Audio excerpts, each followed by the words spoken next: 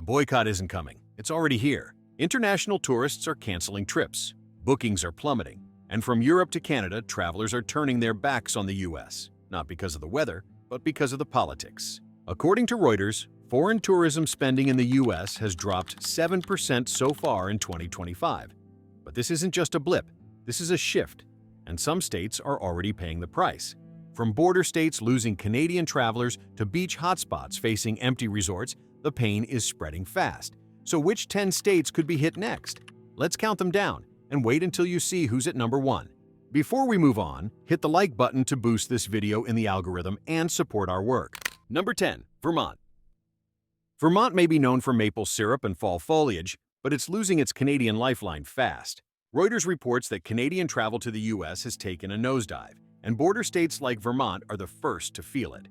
With over 20% of its out-of-state visitors coming from Quebec and Ontario, this isn't just a slowdown, it's a crisis. Local ski resorts, B&Bs, and small-town shops are already seeing cancellations.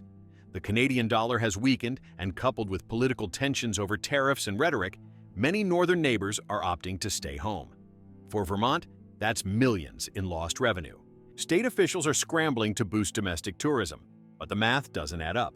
If the border boycott drags on, small businesses from Burlington to Stowe will be the first to close their doors. Number 9. Maine. Maine's coastal charm and seafood festivals aren't enough to weather this storm, especially when border sentiment turns icy. As one of the most beloved U.S. destinations for Canadians, particularly from New Brunswick and Nova Scotia, Maine has long relied on north-of-the-border tourists to fuel its summer economy.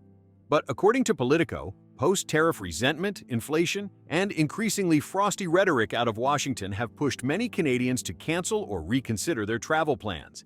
That's not a seasonal dip. It's a deliberate pullback. Small towns like Bar Harbor and Ogunquit, which usually bustle with Canadian accents in the summer, are already reporting softer bookings and early-season no-shows. Hoteliers say weekend stays are shorter, and restaurant owners are seeing fewer reservations from foreign numbers. Some towns have even slashed their mid-season marketing budgets to cut losses. Fewer travelers means fewer transactions. Local tax revenues, especially from hospitality and retail, are expected to dip significantly, and that trickles down into reduced funding for community services. For places like Portland and Freeport, which count on a predictable wave of Canadian dollars, the impact could hit hard. The Maine Office of Tourism is now racing to attract more domestic visitors, launching digital campaigns and offering regional discounts. But with American tourists spending more cautiously in 2025, there's no guarantee that gap will be filled. If the Canadian boycott drags on, northern Maine's economic engine could stall just as the summer peaks. Number 8. Nevada. Las Vegas may be known for neon lights and non-stop thrills, but behind the glitz, the mood is getting grim. According to the Financial Times, international arrivals through Harry Reid International Airport are down sharply compared to the same time last year. European travelers, once a major revenue source for Vegas resorts, high-end shows, and luxury dining, are notably absent. Conventions that used to pull in tens of thousands from abroad are now seeing scaled-down attendance, with global companies citing regional uncertainty as a factor. Casino floors that once pulsed 24/7 are seeing quiet lulls in the afternoon. Hotel occupancy rates have dipped, especially in the luxury segment, and some resorts are already cutting room rates or offering perks to attract domestic replacements. Retailers in the forum shops and luxury outlets along the Strip are warning of a soft summer season ahead.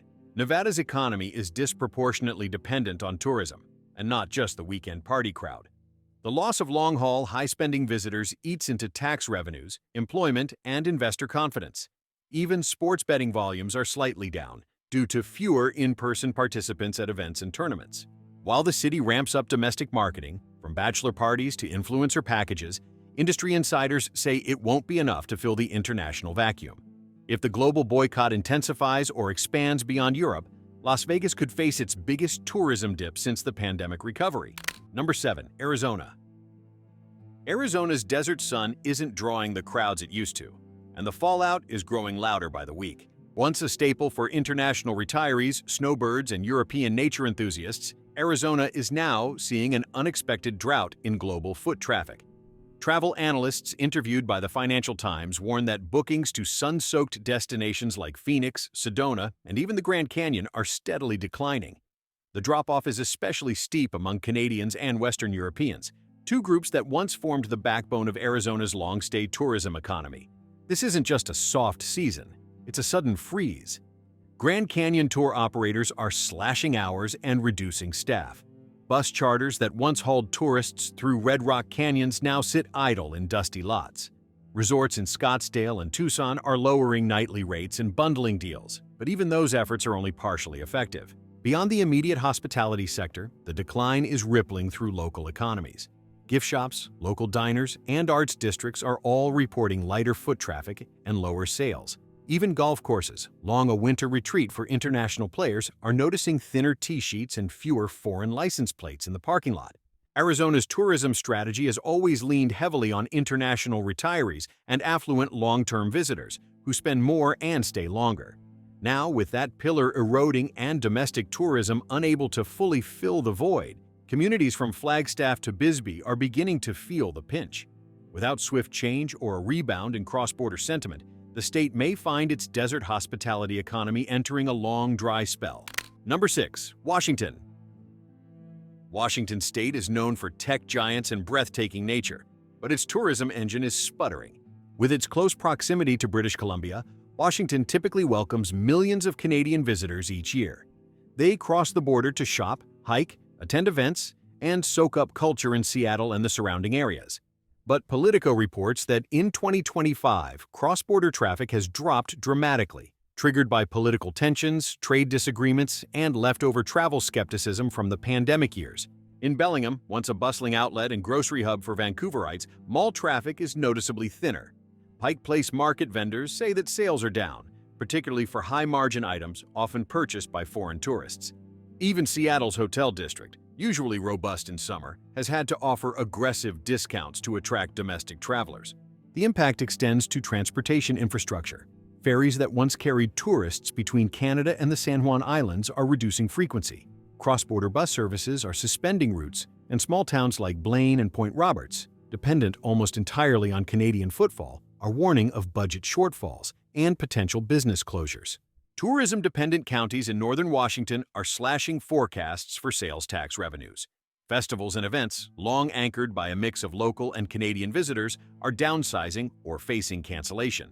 State tourism officials are scrambling to pivot toward regional marketing, but they admit privately that international sentiment is hard to reverse. For Washington, the stakes are higher than lost hotel nights.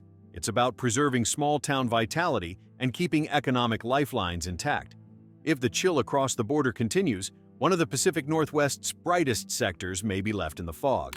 Number 5. Florida. Florida's beaches are world-famous, but the foreign tourists aren't coming. Data from the Financial Times shows that bookings from Europe are down sharply, especially from the UK and Germany.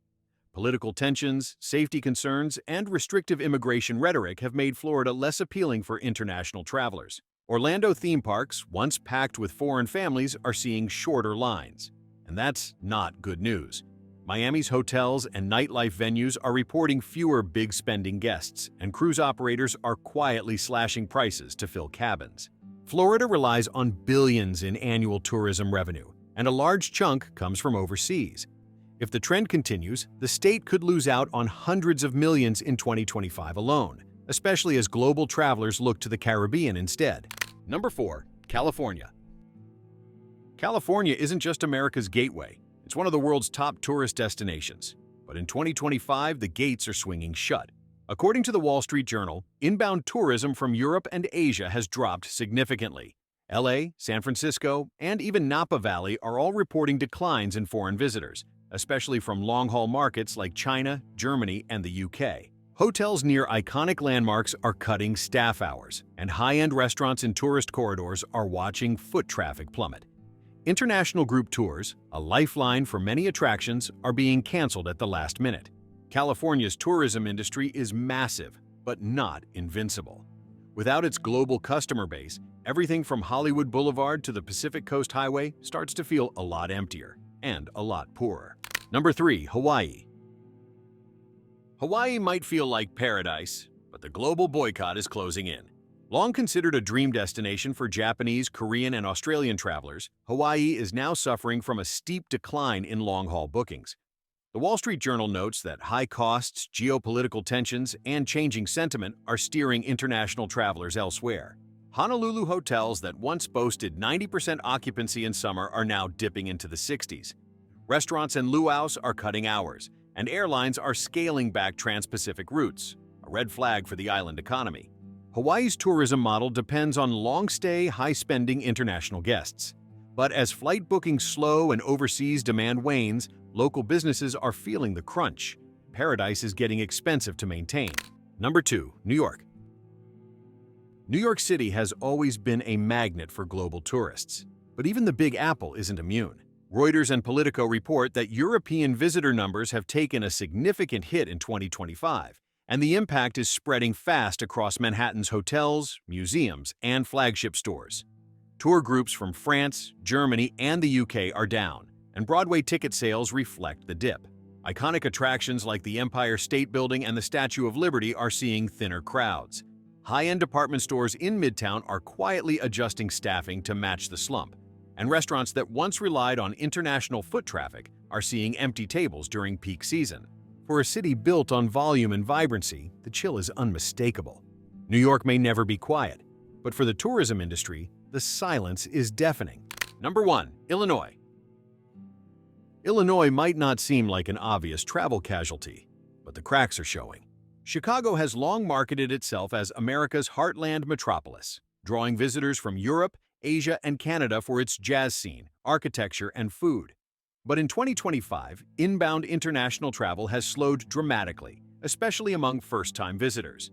As the Financial Times and WSJ report, global tourists are opting for destinations perceived as more stable, or simply less political. At O'Hare International, international arrivals are down, and flight capacity is being reassigned to domestic routes. Museums like the Art Institute and attractions like Navy Pier are experiencing a decline in group tour traffic, especially from Germany and Japan. Luxury hotels along the Magnificent Mile are quietly discounting rooms to attract local visitors. The Illinois Office of Tourism is boosting ad campaigns, but with budget constraints and shrinking global interest, it's an uphill climb. Chicago's restaurant industry, already stretched thin, is warning of another round of layoffs if foot traffic doesn't rebound.